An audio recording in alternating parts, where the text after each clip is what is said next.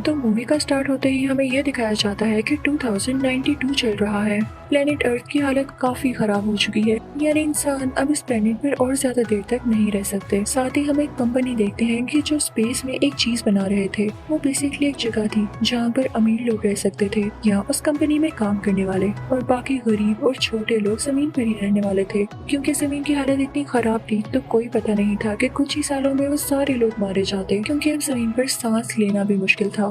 हमें एक लड़का दिखाया जाता है जिसका नाम किम है। वो काफी गरीब होता है और उसे काफी ज्यादा पैसे भी चाहिए थे, लेकिन ये चीज हमें बाद में पता चलेगी कि उसे पैसे क्यों चाहिए थे। जैसा कि कुछ साइंटिस्ट स्पेस में बहुत बड़ा शहर बना चुके थे और इसे चलाने के लिए वहाँ पर काफी मशीन्स भी थी, तो ये बात काफी डेंजरस थी कि कहीं इतनी ज्यादा सैटेलाइट्स और इतनी ज्यादा मशीनरी किसी प्लेनेट से न टकरा जाए। अब ये लड़का किम जो काम करता था वो इसी से रिलेटेड था, यानी स्पेस में जो एक्स्ट्रा मेटल हो जाता ये उसको बेचा करता था। इसका पूरा ग्रुप था जिसमें एक रोबोट था, एक आदमी था और एक इनकी कैप्टन थी। उस एक्स्ट्रा मेटल और मशीनरी को पकड़ने के लिए और भी काफी ज्यादा ग्रुप्स थे, लेकिन उनके पास इतनी टेक्नोलॉजी नहीं थी, ना ही उनके पास इतनी स्किल्स थी। इस ग्रुप के लीडर यानी कैप्टन को जानती थी कि मेटल कैसे कलेक्ट करना है। अब एक दिन ये लोग एक्स्ट्रा मेटल इकट्ठा कर रहे होते हैं कि तभी कैप्टन को वहाँ पर एक छोटी बच्ची दिखाई देती है। वो उसे अपने साथ ले आती है। उधर ही टीवी पर एक न्यूज लगी हुई थी कि एक अजीबोगरीब और नया बॉम्ब इंट्रोड्यूस हुआ है जो कि दिखने में किसी बच्चे जैसा है, लेकिन वो एक्सप्लोड हो जाता है। तो वहाँ बैठे सभी ग्रुप मेंबर्स उस बच्ची से डर के उठ जाते हैं, कहीं ये बॉम्ब ही ना हो, किसी ने ट्रिक करके इसे हमारे पास भेजा हो। अब वो उस पर नजर रखने लगते हैं, लेकिन आहिस्ता आहिस्ता उनको पता चलता है कि ये बच्ची कोई बॉम्ब नहीं बल्कि असली छोटी सी बच्ची है। वो काफी परेशान होते हैं कि ये बच्ची यहाँ कैसे आई और हम कैसे इसको इसके पेरेंट्स तक पहुँचाएं। तभी उन्हें न्यूज में पता चलता है कि इस बच्ची के फादर काफी वरिड है और अपनी बेटी को ढूंढ रहे हैं। वो उसको वापस करने का सोच रहे होते हैं, लेकिन तभी उनके जहन में एक आइडिया आता है, काफी बुरा आइडिया जो कि पैसे लेने के लिए था। वो कहते हैं कि हमें तो बैठे बिठाए पैसे मिल सकते हैं, लोग इतनी एफर्ट करके किडनैप करते हैं और हमारे पास तो ये बच्ची खुद ब खुद आ गई। हम इसके फादर से डिमांड करेंगे कई ज्यादा पैसों की। पैसे लेने के बाद हम उन्हें उनकी बेटी लौटा देंगे। फिर हमें ये पता चलता है कि इस बच्ची के फादर एक साइंटिस्ट थे जो कि उसी जगह काम कर रहे थे जहाँ स्पेस में ये सिटी बनाया गया। अब ये लोग बच्ची के साथ कुछ टाइम गुजारते हैं। उस ग्रुप में किम के अलावा जो आदमी होता है वो बच्ची से काफी अटैच हो जाता है, उसके साथ खेलता है, उससे बातें करता है। और फिर उसके बाद वो सारे मिलकर इस बच्ची के फादर को कॉल करते हैं। वो कहते हैं कि आपकी बेटी हमारे पास है और हमें $4 मिलियन चाहिए। इसके बाद हम आपकी बेटी आपको लौटा देंगे। वो लोग लोकेशन एक डिस्को डिसाइड करते हैं, यानी कि वो ग्रुप उस बच्ची के फादर को डिस्को में बुलाते हैं।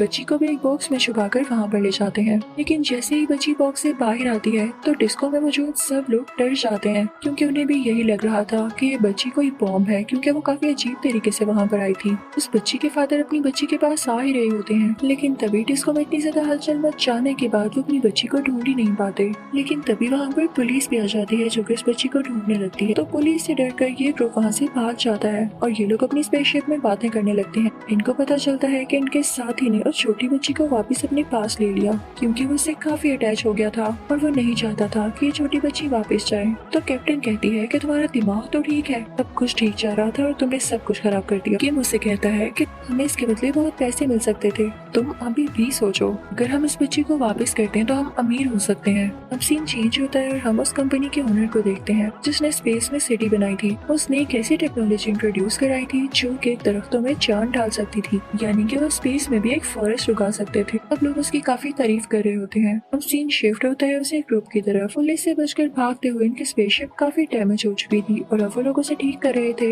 लेकिन उसको ठीक करने के लिए भी उन्हें कुछ पैसे चाहिए थे, कुछ औजार चाहिए थे, लेकिन इस वक्त उनके पास कोई पैसा नहीं होता।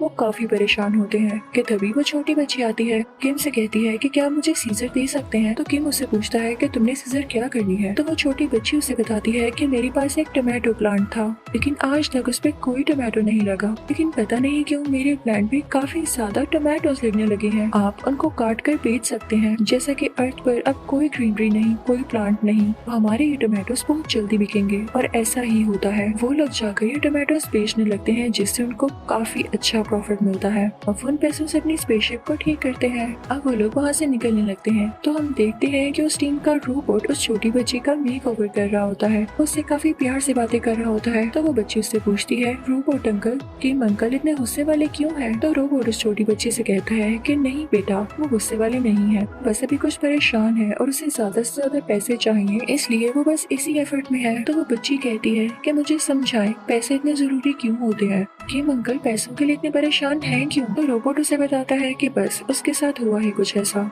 क्या आप रियल स्टोरी सुनना चाहोगी? तो वो बच्ची कहती है जी रोबोट अंकल मुझे बताए ना। तो वो रोबोट पास्ट की स्टोरी सुनाना शुरू करता है। वो कहता है कि कुछ मंथ्स पहले जब सब कुछ ठीक हुआ करता था तो मार्स यानी स्पेस में बनाई गई सिटी में जो पुलिस थी ये उसका लीडर था, यानी किम एक पुलिस हेड था। सब कुछ इसके अंडर था, ये क्राइम रेट को कम करता था। एक दिन किम को कुछ क्रिमिनल्स दिखाई देते हैं तो वो उनको मार डालता है। अब उनकी एक छोटी बच्ची भी थी, किम को उसके लिए काफी बुरा फील होता है तो वो उसे अडॉप्ट कर लेता है। वो उसे काफी प्यार करने लगता है और उसके साथ काफी अटैच हो जाता है। वो बच्ची भी उसको अपना फादर समझने लगी तो किम कहता है कि मैंने इस बच्ची के साथ बहुत बुरा किया उसके पेरेंट्स छीन कर। तो वो खुद से प्रॉमिस करता है कि वो कभी किसी को नहीं मारेगा, कभी किसी की फैमिली को खराब नहीं करेगा। लेकिन जब ये बात फैलती है तो उसे उस पुलिस टीम से निकाल दिया जाता है, यानी अब वो पुलिस का हेड नहीं था। उसे कहा जाता है कि तुम्हारा काम लोगों को अरेस्ट करना या उन्हें मारना है, किसी पर रहम करना या किसी को अडॉप्ट करना नहीं। इस बात की वजह से किम काफी टूट जाता है कि उसका दिल अच्छा होने की वजह से उसे जॉब से ही निकाल दिया गया। और तो उसे एक बहुत बुरी बात बोली जाती है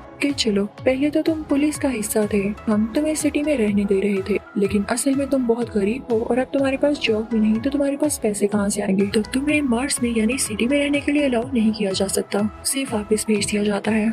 किम जमीन पर आकर स्पेस स्टेशन में काम करने लग जाता है, लेकिन तभी स्पेस से कोई मेंटर आकर उसे टकराता है और स्पेस स्टेशन अब टूट जाता है और कई ज्यादा लोग स्पेस में चले जाते हैं। उसमें वो छोटी बच्ची भी थी जिसे किम अपनी बेटी कहा करता था। वो काफी अपसेट और सैड है क्योंकि उसे अपनी बेटी को ढूंढना है। और रही पैसों की बात तो पैसे उसे एक कंपनी को देने हैं जो कि उसकी बेटी को ढूंढने में मदद करने वाली है। वो अपनी बेटी के लिए अब कुछ भी कर सकता है, वो असल में बुरा आदमी नहीं है। अब दूसरे सीन में हम उसी कंपनी के ओनर को देखते हैं जो कि मार्स सिटी में था। वो प्लान कर रहा होता है कि मैं जमीन को बॉम्ब से उड़ा डालूंगा, साथ ही साथ एक नई टेक्नोलॉजी का यूज करके जमीन में दोबारा से चीजें उगाऊंगा। अब उस टेक्नोलॉजी में यूज होने वाला केमिकल जिसने बनाया होता है वो कोई और नहीं बल्कि इसी छोटी बच्ची का बाप था, यानी जो बच्ची अभी रोबोट से बातें कर रही थी। जब उसे ये बात पता चलती है कि ये साइंटिस्ट इस केमिकल को यूज करके दुनिया तबाह करने वाला है तो वो अपनी बेटी में इसे इंजेक्ट कर देता है। वो काफी सेफली इंजेक्ट करता है कि जिससे उसकी बेटी की बॉडी को भी कोई नुकसान न पहुंचे, क्योंकि वो नहीं चाहता था कि उस कंपनी का ओनर दुनिया को तबाह कर दे।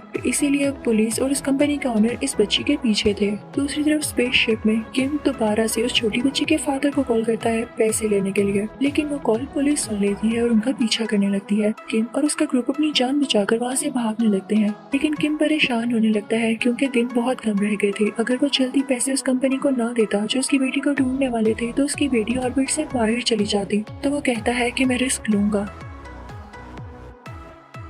वो दोबारा से उस छोटी बच्ची के फादर को कॉल करता है और उनसे पैसे मांगता है। वो लोग एक जगह डिसाइड करते हैं। किम भी वहाँ पहुँच जाता है और उस बच्ची का बाप भी, लेकिन कंपनी का ओनर और पुलिस उन लोगों को लोकेट कर चुकी थी। वो लोग आकर उस बच्ची के बाप यानी साइंटिस्ट को मार डालते हैं। अब कंपनी का ओनर किम के पास आता है और उससे कहता है कि तुम बहुत अजीब इंसान हो, ये लो पैसे पकड़ो और चले जाओ यहाँ से, क्योंकि उस कंपनी के ओनर को तो सिर्फ उस बच्ची से मतलब था, उससे उस टेक्नोलॉजी को बाहर निकालना चाहता था। किम को वहाँ से जाना पड़ता है। कंपनी का ओनर बच्ची को अपने साथ ले आता है। अब वो लोग स्पेसशिप में वापस आ जाते हैं और किम के पास अब बहुत सारे पैसे थे। वो उसमें से उतने पैसे लेता है जितने पैसे उसने कंपनी को देने थे, बाकी पैसे वो कैप्टन और अपने दूसरे साथी को दे देता है। तो वो लोग कहते हैं कि हमें पैसे नहीं चाहिए, जाओ अपनी बेटी को बचाओ जाकर। जिस बच्ची को हमने मुश्किल में छोड़ा है वो भी किसी की बेटी थी, उसे बचाने चाह रहे हैं। किम उनसे कहता है कि रुको मैं अभी आता हूँ। वो जाकर उस कंपनी को पैसे दे देता है जो कि उसकी बच्ची को ढूंढने वाले थे। किम फौरन से अपनी टीम के पास वापस आ जाता है और कहता है कि हम मिल के उस बच्ची को बचाने चलते हैं। वो लोग उस जगह पर पहुँच जाते हैं जहाँ पर वो बॉम्ब था,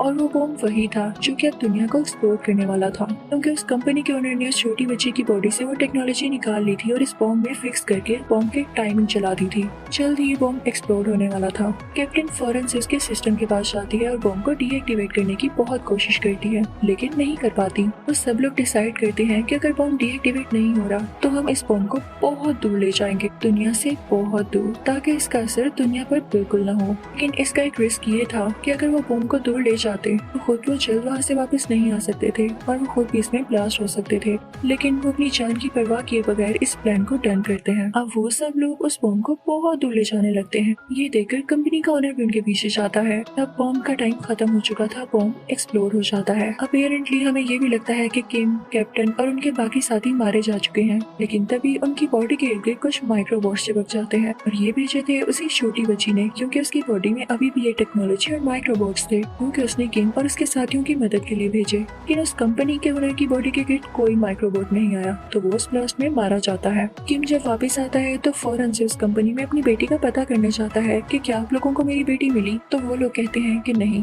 वो ऑर्बिट से बाहर चली गई होगी, सॉरी हम उसे नहीं ढूंढ पाए। किम काफी उदास हो जाता है। तभी उसके ग्रुप मेंबर्स उसे कहते हैं कि ये देखो, ये छोटी बच्ची तो तुम्हारे साथ बैठी है, इसके पेरेंट्स भी अब नहीं रहे, तो क्यों ना हम सब मिलकर इसे पालें। तो वो इस बात पर मान जाता है। अब वो सारे मिलकर और हंसी खुशी रहने लगे थे। उस छोटी बच्ची की बॉडी से वो टेक्नोलॉजी यूज करके दुनिया को दोबारा से ग्रीनरी दे दी जाती है। सारे फूल पौधे दरख्त दोबारा उगा लिए गए थे। वहाँ तो जैसे लाइफ वापस आने लगी थी और यही मूवी खत्म हो जाती है। Thank you for watching.